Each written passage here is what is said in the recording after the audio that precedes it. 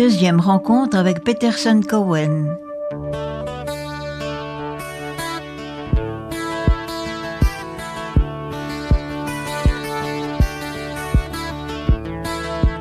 Peterson Cowen, bonjour, et merci de continuer à nous offrir les souvenirs de cette carrière de ténor spécialisée dans le remplacement au pied levé de chanteurs chevronnés. Quels concerts vous ont-ils marqué ? Vous avez le souvenir d'un concert que vous avez donné à Vancouver ? Oui. Où vous avez été particulièrement applaudi, je crois. Absolument. Et on avait reconnu en vue le Tahitien. Absolument. Alors, il s'est avéré que au fur et à mesure, un petit peu que la notoriété s'affichait, lors des bis, et quand on venait, j'avais fait orchestrer et Maruru Avao par l'orchestre, que je chantais systématiquement en guise de remerciement, ou en tout cas, moi, polynésien, c'est ce que j'offrais aux personnes, mais que ça soit au Japon, à Cleveland, que ça soit à tous ces pays-là, où pour moi, chanter en polynésien et c'était... C'est un morceau émouvant. Absolument. Et c'était aussi pour montrer, voilà, je suis ténor, mais je suis ténor tahitien, et voilà mon pays. Et tous ces gens, toutes ces personnes qui me suivaient me disaient, ils ne partaient pas tant que je n'avais pas chanté un air en tahitien.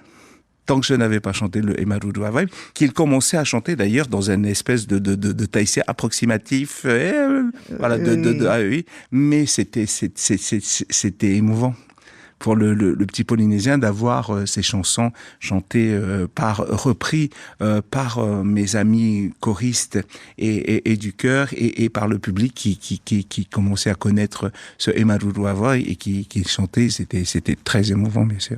Ces soirées doivent être pleines d'émotions et épuisantes d'émotions parce que il y a le travail, la prestation, il y a la réaction du public, il y a le cœur qu'on donne à tout cela et c'est épuisant.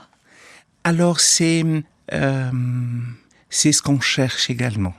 C'est pas un épuisement, mais on va chercher dans ses retranchements, dans son histoire. On se dit, on se repose la question dans des moments de fatigue, dans des moments un petit peu un peu submergé par tout ceci. Est-ce que ça vaut la peine ? Est-ce que vraiment ça valait tout ça ? Et à chaque fois, ma réponse est la même. J'étais bien sûr que oui. Et je recommence demain. C'est-à-dire, c'est au-delà d'une fatigue, c'est ce moment précis, on se dit, mais quelle joie ! C'est-à-dire, qui peut se targuer de pouvoir dire, à chaque fois que j'avais terminé de chanter avec un orchestre, je me disais toujours la même chose. J'ai dit, maintenant je peux mourir. Ça y est. J'ai fait ce que j'avais à faire. J'ai donné ce que j'avais à donner. J'ai fait ce que j'avais à faire. Et que de là, mes parents, quel que soit ils seront fiers de moi. Et ça a été toujours quelque chose qui et cette fatigue, c'est une saine fatigue comparativement à des gens qui vont travailler et qui vont soulever des charges, qui vont faire des choses comme ça. Moi, non seulement c'est un métier que j'aime faire, mais c'est un métier qui est sur une grande scène où on porte des vêtements, où on a du maquillage, on est habillé de lumière, on est habillé de musique. Enfin, c'est tellement, c'est du bonheur à faire. Bien sûr, une fatigue, mais c'est une fatigue tellement riche que j'aimerais partager. Absolument. Alors, parallèlement, vous avez aussi diversifié votre savoir. Vous vous êtes occupé de musicothérapie. Absolument. Ça vous est venu de quoi ? C'est une ça m'est curiosité personnelle. La vie a fait que j'ai rencontré dans mon parcours un petit Edward.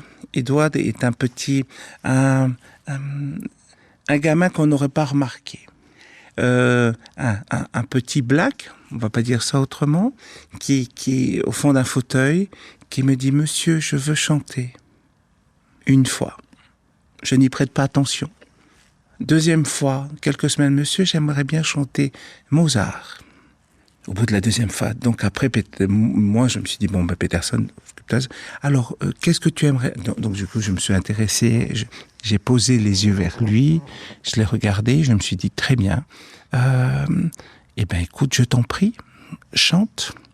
Alors, ce gamin connaissait toute la partition du Requiem de Mozart. chaque ligne d'instrument. C'est remarquable.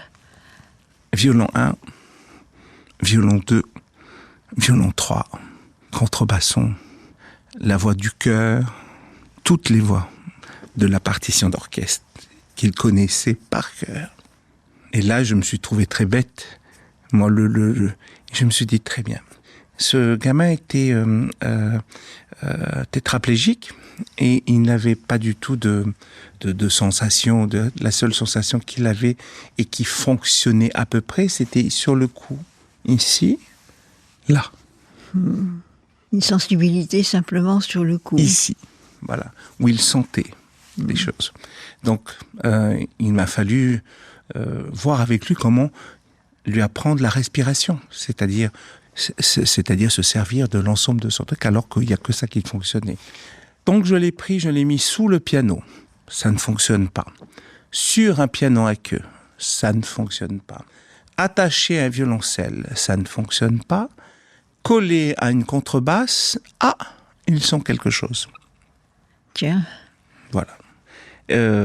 Donc du coup, on a commencé à apprendre le Lacrimosa et c'est comme ça qu'on a pu aller petitement. Et en fait, ce qui était magique, c'est qu'en fait, en stimulant tous ces nerfs, et ben du coup, ces nerfs ont recommencé à recirculer et du coup, il y avait une sensibilité autre, une perception qui s'est remise au niveau du dos et qui a été en refaisant recirculer le sang, justement en stimulant l'ensemble. Et de ce petit gamin qui était, au bout d'une dizaine de mois, il est devenu le soliste de Radio France. Et il faisait Die Drei Knaben pour les 3 enfants dans La Flûte enchantée. Et cette fameuse mise en scène de ces 3 enfants qui étaient suspendus en l'air a été faite spécifiquement pour lui, parce qu'on pouvait pas. Du coup, il était dans l'air et il chantait. La première fois qu'il a chanté donc à Notre-Dame ce requiem, tout le monde venait regarder sous son fauteuil pour savoir si ça venait de dessous. J'ai dit, il était très fâché. Très, très fâché. Il a dit, mais non, c'est moi. Oui. Et il a appris. Et c'est un gamin que j'ai vu grandir, que j'ai vu chanter, qui est passé d'une voix d'enfant à une voix d'adulte et de magnifique baryton basse. Et lorsqu'il est devenu plus grand, à 21 ans, Edward me dit, tu vois la jeune fille qui est là-bas, je vais me marier avec. Cette jeune fille, soprane, magnifique soprane, Aida Carifulina d'ailleurs, qui est une grande artiste, connue, il a dit, je vais me marier avec elle. J'ai dit, s'il y a bien quelqu'un qui est capable de faire quelque chose ici, c'est toi. Et effectivement, quelques mois après, ils étaient mariés. Ah, c'est une belle histoire. Et ils étaient mariés, et il m'a dit, mais Peterson, après il me dit, Peterson, je veux des enfants. Quelques années. J'ai dit, écoute, s'il y a vraiment, et il a eu des jumeaux, et c'est l'histoire encore de ce fait-là que, du coup, c'est la pensée limitante, il fait que, du coup, tu avances pas, alors que si tu lui ouvres toutes les perspectives possibles, eh ben, on ne sait pas comment la vie et l'univers répond à ces choses-là, et cet enfant-là m'a redonné, lorsque je reçois des personnes dites valides qui me disent je ne peux pas. Je ne sais pas, j'ai dit vous pouvez pas me dire ça. Je ne peux pas me satisfaire de cette réponse-là. Je peux pas accepter ces aveux. Je ne peux pas accepter cette réponse-là. J'ai dit je vais vous montrer moi quelqu'un qui ne pouvait pas. Et donc je leur présente Edouard, il me dit voilà. Maintenant dites-moi que vous ne pouvez pas. Et on en reparle.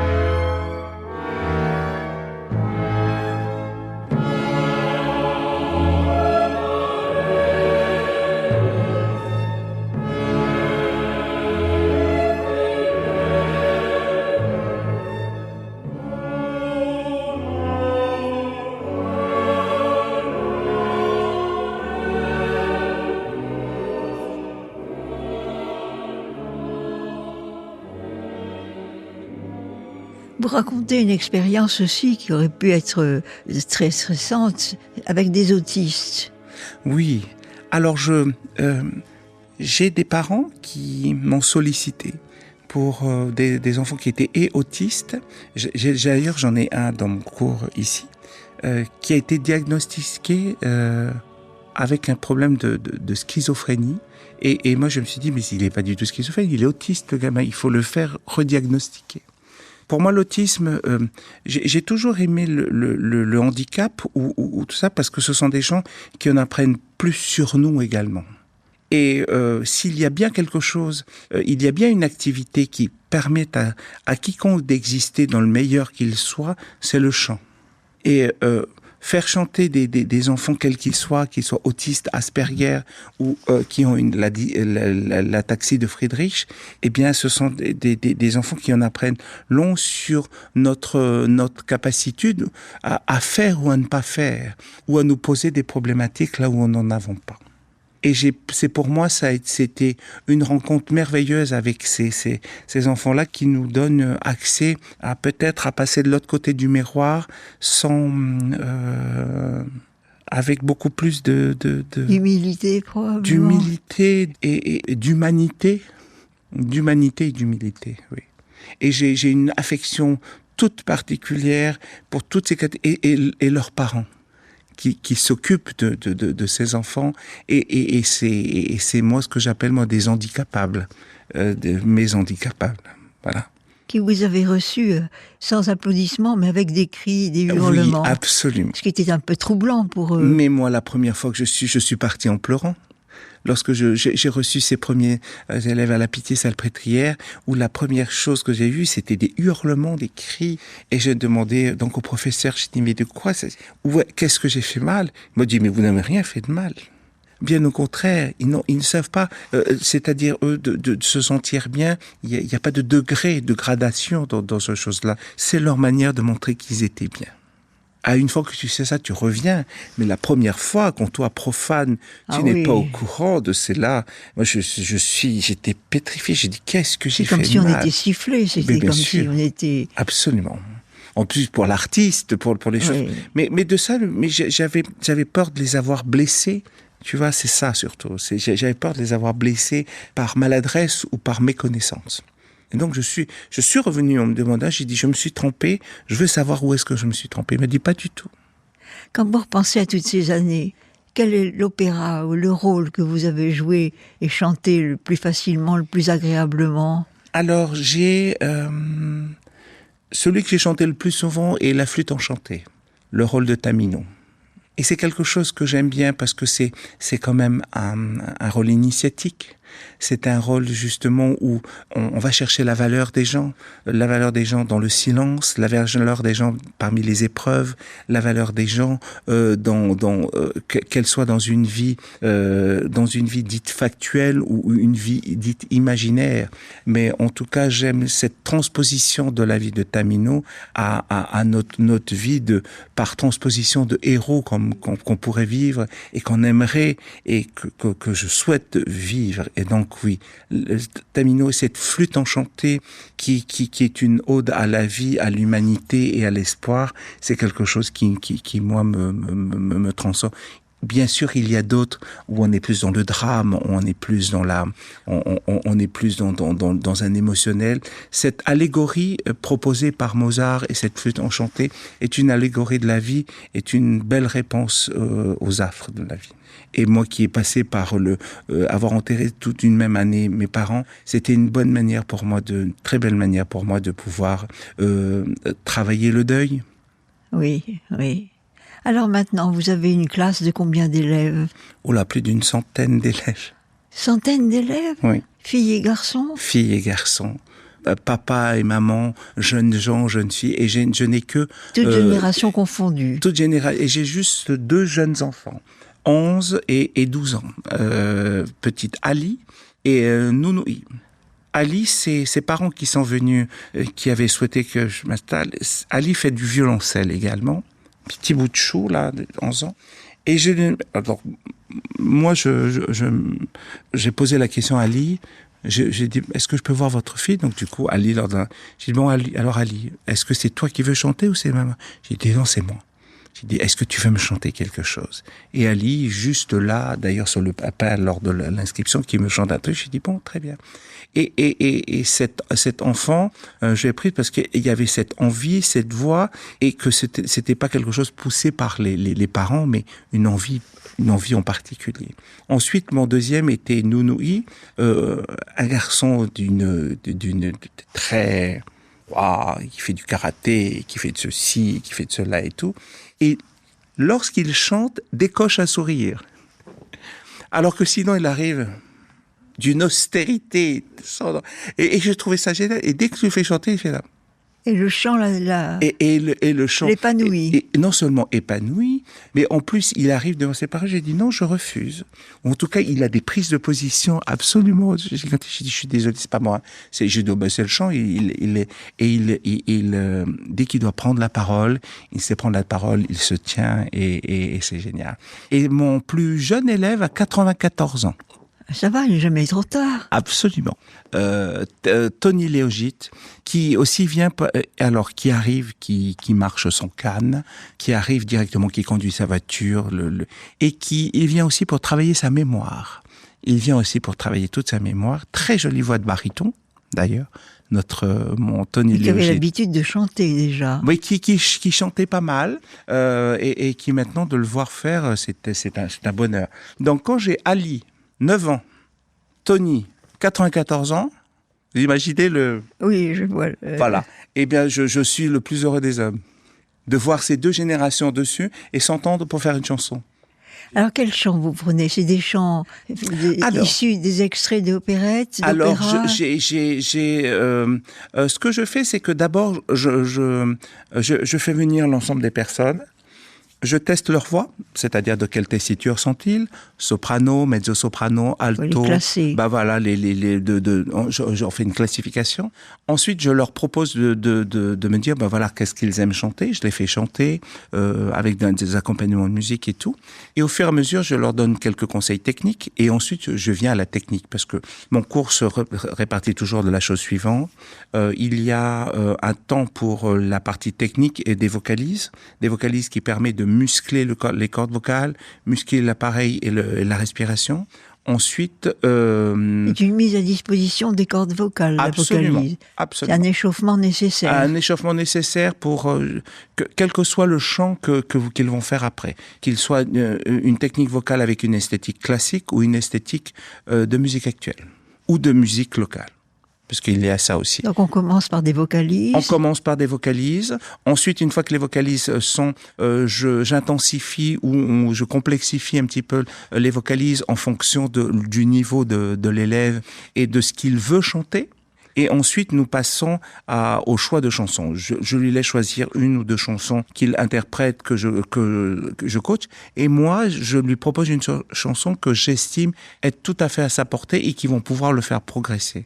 Le but pour moi, c'est que le répertoire puisse le faire progresser. Dans le répertoire, on peut imaginer qu'il y a des chansons modernes. Absolument, des chansons de musique actuelle, de variété. D'Henriette Winkler, d'Henriette Winkler, d'Esther Tefana, en passant par Bobby Holcomb ou Andy Tupaya, ou éventuellement d'autres artistes, ou même d'autres artistes comme d'Elvis Presley, passant par Johnny Hallyday ou des choses comme ça, en repassant par des chansons locales de la bringue d'autrefois ou de la belle époque, de cette belle époque-là, ou sinon des morceaux classiques. Tous, de toute façon, tous mes chanteurs font une vocalise sur l'Ave Maria de Schubert. Cet Ave Maria de Schubert, après quelques années, c'était celui qui a obtenu le plus de suffrages pour tout le monde. Tous ceux que j'ai formés, qu'ils soient musique classique, comédie musicale, opérette, jazz, tout le monde finit en tout cas sa série de vocalises ou d'échauffement vocal par les quelques premières mesures de l'Ave Maria de Schubert. Ils connaissent tous, donc ça c'est ma marque de fabrique. Et tous les chanteurs issus de chez moi connaissent très bien, parfaitement, les 7 premières mesures de l'Ave Maria de Schubert et celui de Gounod également. Oui, c'est un bon niveau en tout cas.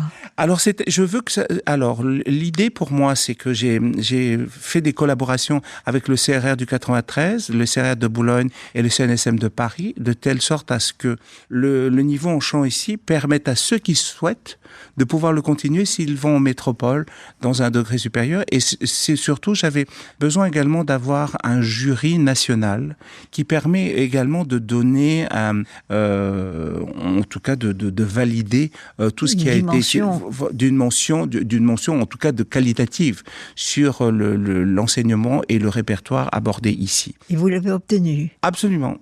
Avec Alexandre Grandet, qui est le directeur du CNS-CRR du 93, Isabelle Fouillard, enfin plein, tout, qui a été des anciens collaborateurs à moi de Paris et que j'ai recontacté en revenant ici. Et voilà, il va y avoir donc des personnes qui vont s'occuper du jury. Il va y avoir des gens de Paris qui vont s'occuper du jury. Alexandre Neff, qui est le directeur de l'Opéra de Paris, qui veut bien faire jury pour mes chanteurs ici.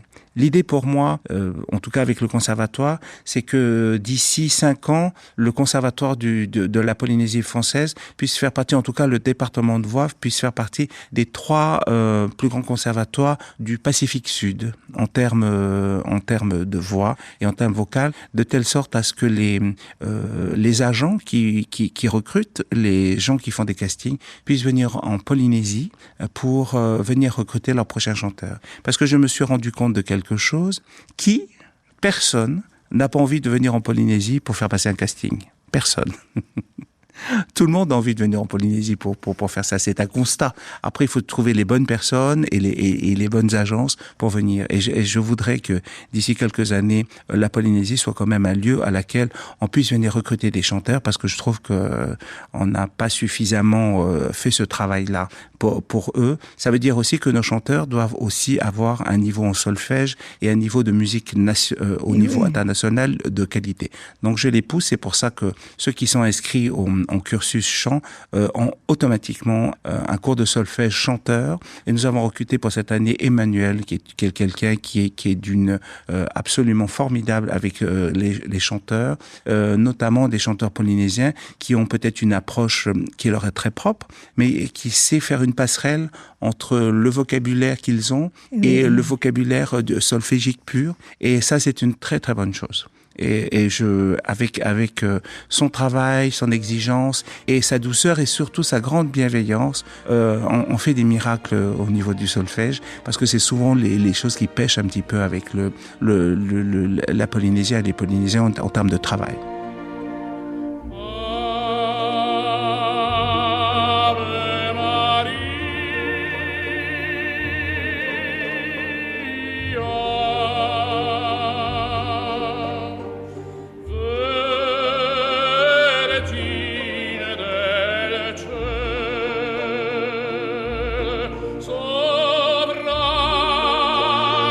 Grazie, Madre mia.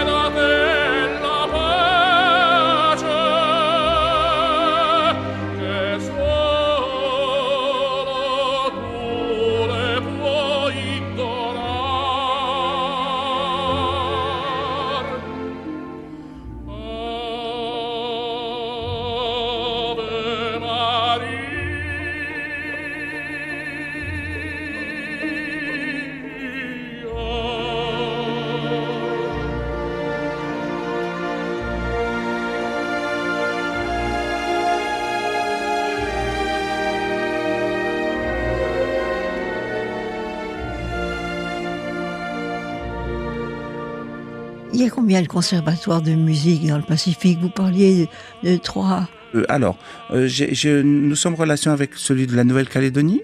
Il y en a un en Nouvelle-Calédonie. Absolument, qui est beaucoup plus développé que le nôtre.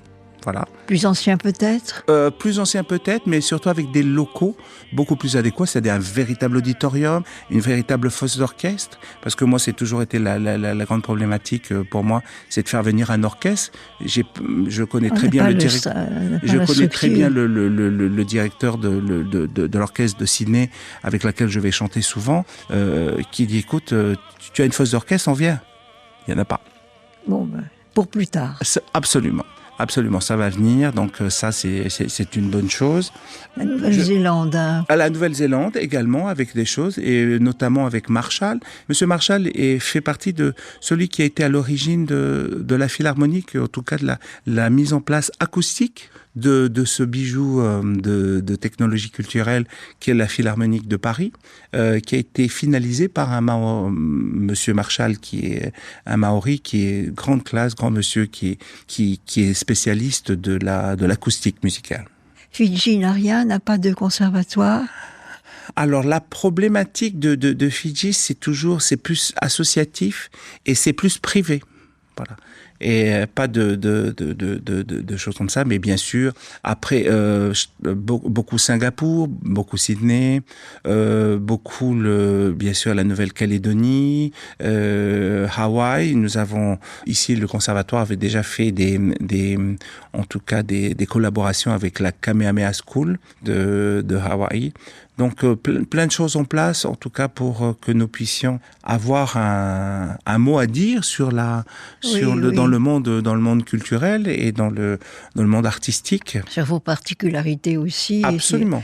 Et autre question, vous avez la possibilité de faire entendre des morceaux choisis de la flûte enchantée, Absolument. Écoutez, dès que ceux-ci sont en cours de finition, puisque j'ai demandé à Terem Ura de faire une transcription en polynésien, en Reomahui de la flûte enchantée, c'était un long choix de savoir, long choix, non, pas du tout. Est-ce qu'on le fait en allemand ou en français? Ma petite fille a été très simple. J'ai dit, papy, qu'est-ce que tu veux faire en allemand? Il y a que toi qui comprends en allemand, fais-le en français. Au moins, ça va être, comme elle avait raison. Donc, du coup, ça va être en français et polynésien. C'est-à-dire, certains grands airs vont garder. J'ai fait la traduction, par exemple, de O Isis und Osiris, que chante Zarastro, ou la flûte enchantée, avec l'air de qui a été traduit, par Terem Ura, que je remercie. C'est un travail remarquable de transcription et même d'adaptation, au livret. C'est pas évident de traduire mot pour mot. Et elle a justement, elle s'est plongée dans le contexte et elle m'en a fait une formulation vraiment très très très très belle. Et il va y avoir de larges extraits quelques extraits qui vont être faits, puisque mon envie est de monter un son et lumière dans les jardins de l'Assemblée nationale, autour de ce magnifique plan d'eau de la Reine Pomaré et de ce plan d'eau qu'il y a à l'arrière de l'Assemblée territoriale. Et ici, vous ne pensez pas faire un spectacle où le meilleur voix de vos élèves pourrait déjà exécuter un certain nombre alors, c'est ce qu'on fait en fait. En général, par exemple, là, vous voyez, le vendredi de la rentrée des classes, on fait une audition une audition toutes les 3-4 semaines au Grand Amphi. Dans le grand amphithéâtre ici, où tous ces élèves qui sont déjà soit pour préparer leurs examens ou soit ceux qui ont des airs, on a par exemple des duos qui préparent déjà, le duo des chats, la barcarolle, le duo des fleurs, on a des duos improbables qui se sont mis en place, on a tous les grands airs, la plupart des grands airs de la flûte avec les barytons, monostatos, tamino, des choses, et certains duos qui sont déjà en place et qui tournent et qu'on essaie de voir. Je ne sais pas s'il y a en matière à option au baccalauréat une épreuve musicale. Absolument. D'ailleurs, on a fait appel à moi, puisque justement Emmanuel voulait intégrer l'opéra qu'avait fait Emmanuel et Gabi Cavallo, qui était Turamahui, qui avait été fait sur le Cavalleria Rusticana, et donc je leur ai passé une partie de l'œuvre pour qu'ils puissent en faire profiter leurs élèves pour les prochaines épreuves du baccalauréat. Voilà, pour les Shabsat.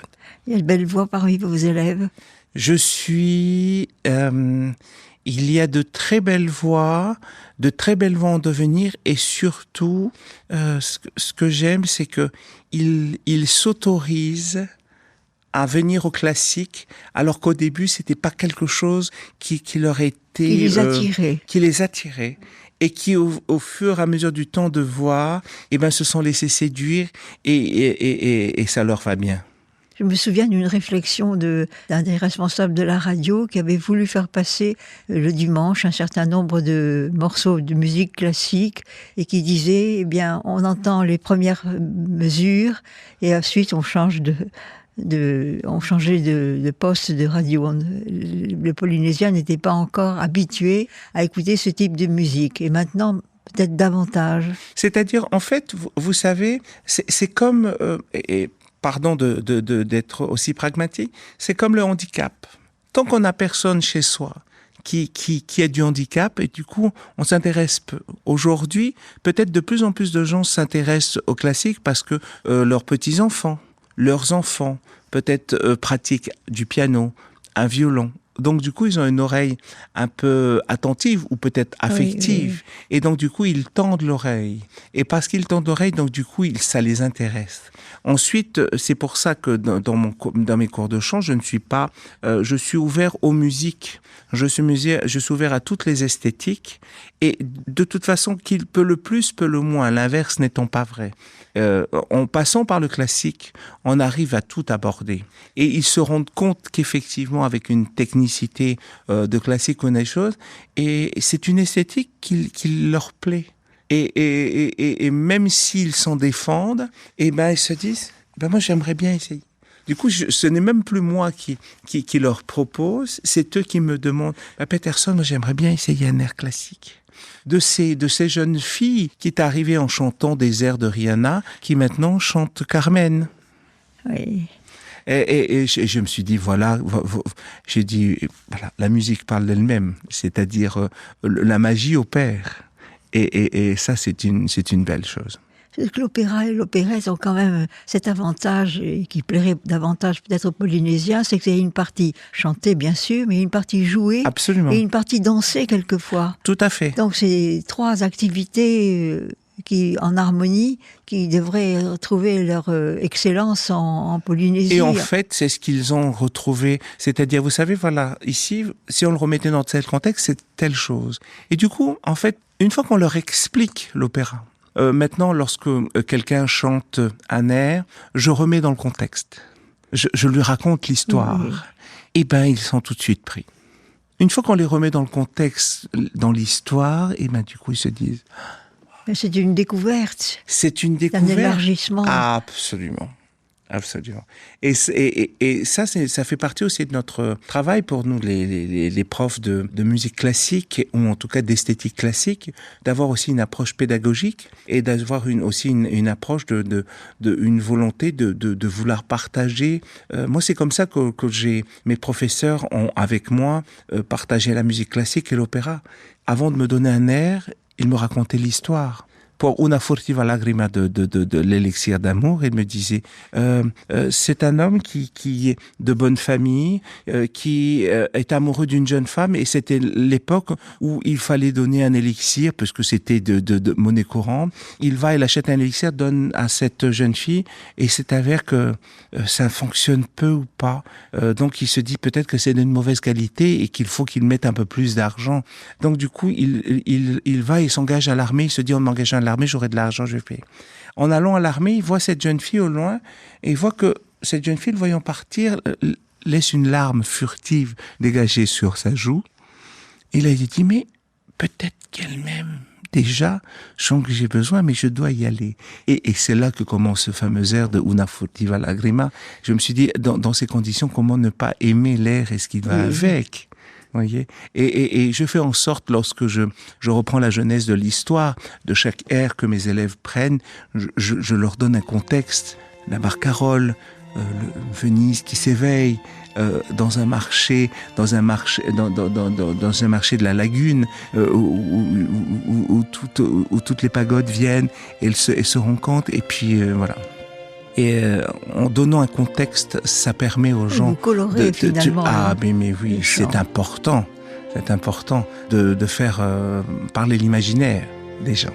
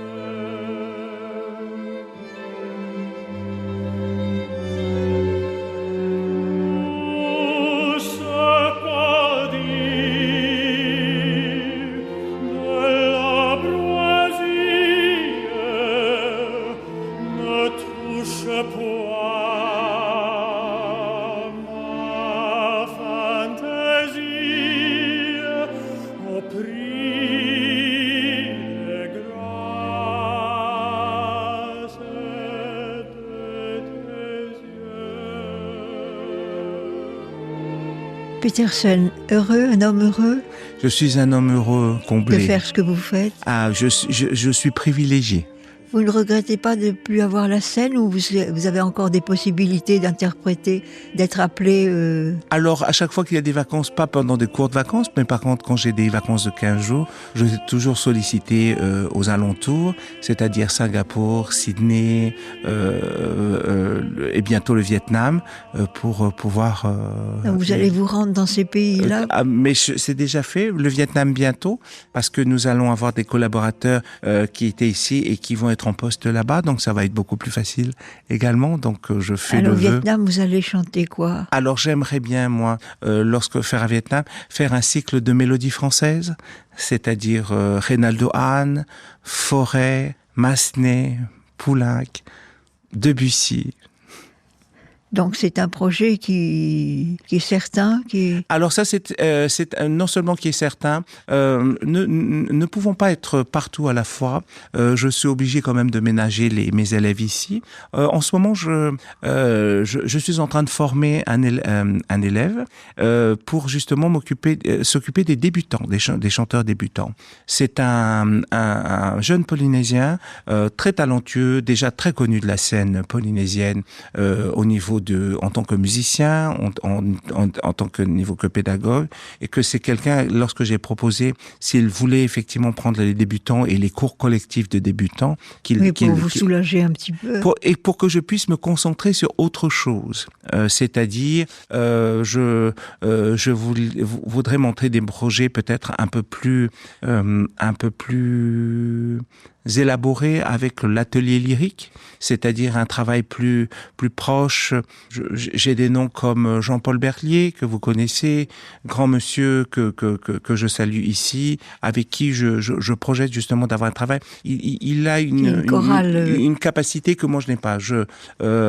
Jean-Paul sait très très bien gérer les chorales, et en tout cas le travail, c'est un travail à part entière, hein, c'est complètement différent. Moi je sais former les voix et les chanteurs pour les choses comme ça. Toute la partie chorale, c'est quelque chose, il me faut un peu plus de temps, même si je sais faire, mais c'est quelque chose qui me faut plus de temps, chose que notre monsieur Berlier gère très très bien et avec brio. Donc des projets avec monsieur Jean-Paul Berlier et sa chorale pour justement amener un peu que le chœur classique ou le chœur d'opéra ait quand même une existence forte en Polynésie. J'ai beaucoup d'affection pour le Himine Tarawa et tous ces gens-là avec lesquels j'ai beaucoup appris en compagnie de Mike Tessier qui s'est occupé de Reo Papara.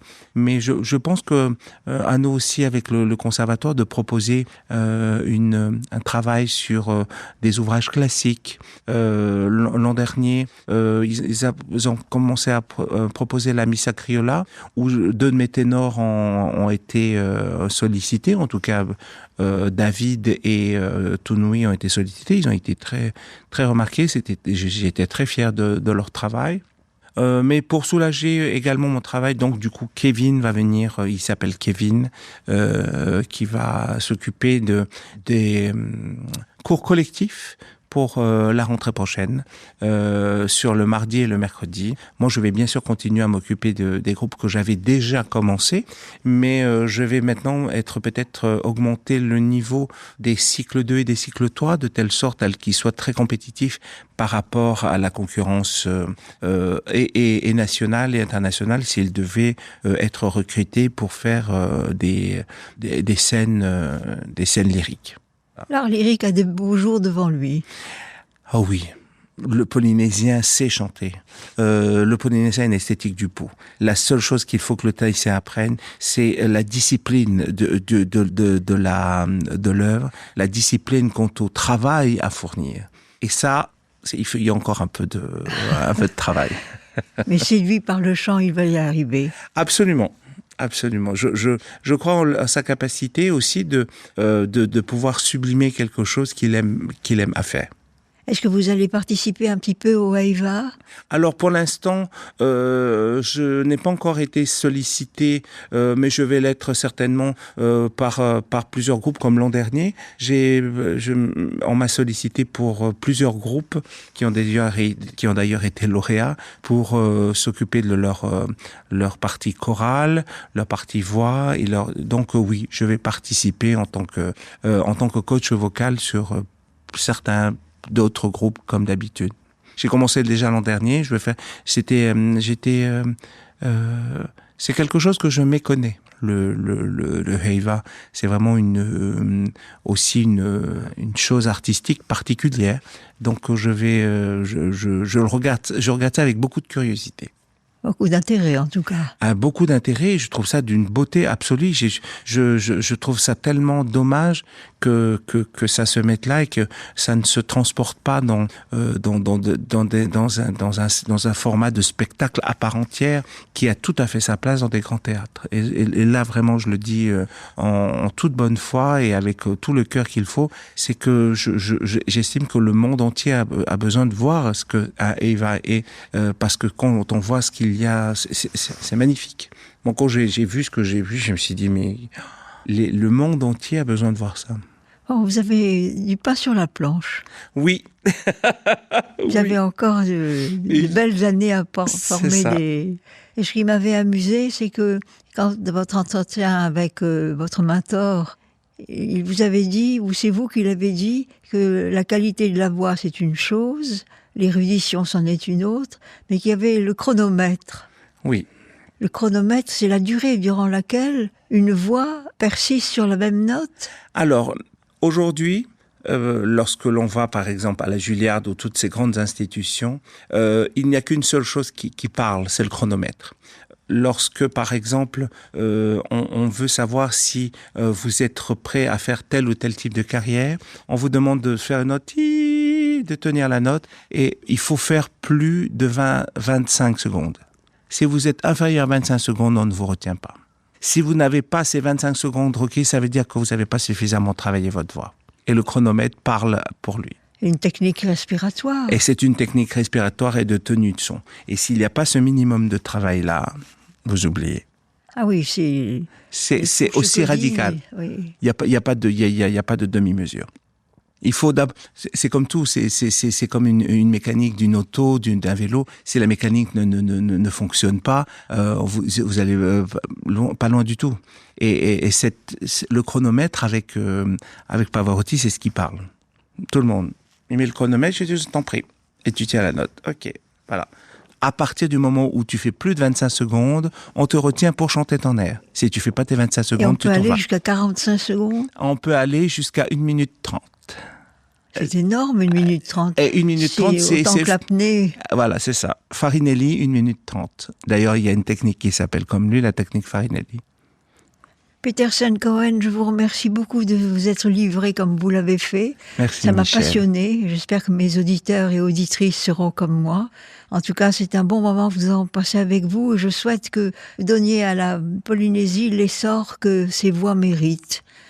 Très cher Michel, merci de votre accueil, merci de cet échange, merci pour votre bienveillance et nous ferons en sorte que la Polynésie soit toujours au mieux de sa forme. Avec tous ses talents, je n'en ai aucun doute. Aucun. Je vous souhaite beaucoup de bonheur. Merci Michel, vous également. Merci Peterson Cohen et merci à Tuiva Lambert qui a réalisé cette émission.